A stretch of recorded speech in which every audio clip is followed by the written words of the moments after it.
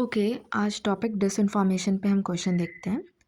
Question is examine the challenges disinformation presents in the Indian context and suggest a multi pronged strategy to counter its spread while safeguarding constitutional freedoms. मतलब जो disinformation के challenges है वो लिखना है, एक strategy बतानी है, मल्टी pronged स्ट्रैटेजी उसको काउंटर करने के लिए, कॉन्स्टिट्यूशनल फ्रीडम्स का एक पासिंग रेफरेंस दे देना है। ओके चलो अब हम देखते हैं आंसर। इसको इंट्रोड्यूस किया है ग्लोबल रिस्क रिपोर्ट जो वर्ल्ड इकोनॉमिक फोरम का होता है। उसने बोला है कि it has identified disinformation as a major threat for India. तो इससे हमने इसको इंट्रोड्यूस किया। फिर एक डायग्राम बना दिया और डिसइंफॉर्मेशन डिफाइन कर दिया कि डेलिबरेट डिसमिनेशन ऑफ फॉल्सहुड। और ये एक फनल है जिसमें क्रिएशन, डिसमिनेशन, एम्प्लीफिकेशन फिर एक्सेप्टेंस होता है। और इसके major enabler anonymity, social media, कॉलरिज डायलेमा, वो जो रेगुलेशन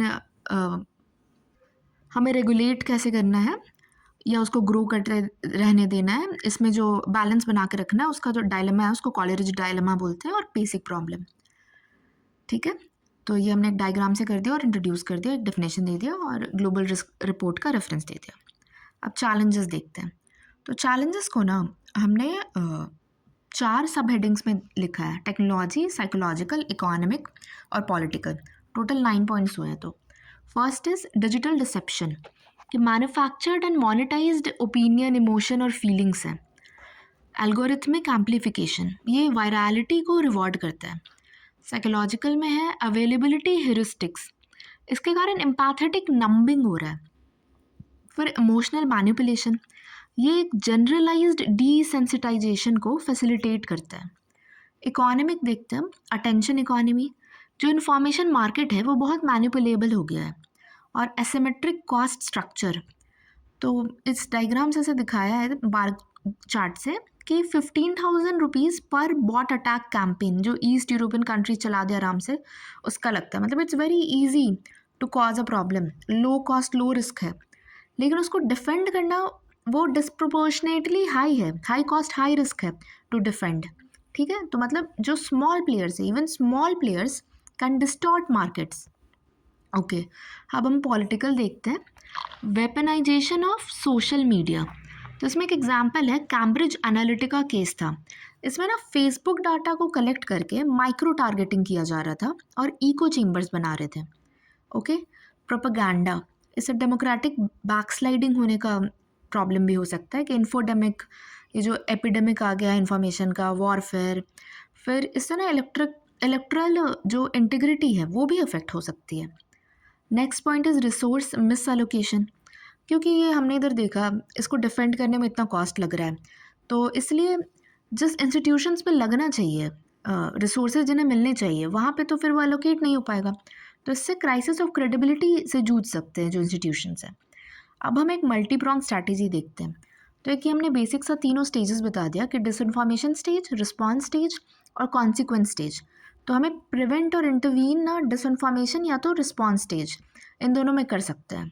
तो अब ये स्ट्रैटेजी, एक ये भी पॉइंट है कि डॉक्ट्रिन ऑफ प्रोपोर्शनैलिटी फॉलो करना चाहिए। मतलब जितना इशू क्रिएट हो रहा है वो प्रोपोर्शन में होना चाहिए, क्योंकि कॉन्स्टिट्यूशनल जो फ्रीडम्स हैं हमें उन्हें भी सेफ गार्ड करने हैं। जैसे आर्टिकल 19 में freedom of speech and expression, article 21 में है right to live with dignity और प्राइवेसी, फिर आर्टिकल 51A जो फंडामेंटल ड्यूटी है, इसमें साइंटिफिक टेम्पर डेवलप करना है। ओके, अब हम देखते हैं मल्टी प्रॉन्ग स्ट्रैटेजी जो फेक न्यूज़ डिसमिनेशन को काउंटर करने के लिए। ये ना हम अलग अलग लेवल पे देखेंगे। तो फर्स्ट इज इंडिविजुअल लेवल पे साइबर हाइजीन फॉलो होना चाहिए। Second is society as a whole को क्या करना चाहिए, तो मीडिया लिटरेसी और अवेयरनेस होना चाहिए। जर्नलिज्म एथिकल होना चाहिए, तो ethics and culture in journalism होना चाहिए। टेक्नोलॉजी में सोशल मीडिया इंटरमीडियरीज जो है ना वो अकाउंटेबल बने। जैसे जैसे व्हाट्सएप ने ही अपना मास फॉरवर्डिंग और फेक न्यूज़ को स्टॉप करने के लिए लिया था कि वो शो करने लग गया था मास फॉरवर्डिंग का साइन।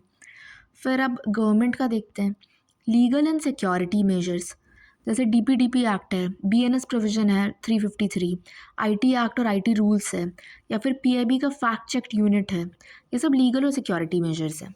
और अब ग्लोबल कोऑपरेशन, तो नेशनल लॉज को ना इंटरनेशनल स्टैंडर्ड के साथ अलाइन करना चाहिए कि डिसइंफॉर्मेशन एक ग्लोबल थ्रेट की तरह जो है उसे हम कर्ब कर सकें। इसके एग्जाम्पल में है यूनाइटेड नेशन का global principles for information integrity 2024 का है। ओके, अब देखते हैं हम कि इंडिया, इसको कंक्लूड किया ऐसा लिखकर कि India should also adopt best practices like EU code of practice on disinformation to prevent the spread of fake news. As Supreme Court said कि misinformation, disinformation, non-information all equally create an uninformed citizenry which makes democracy a farce.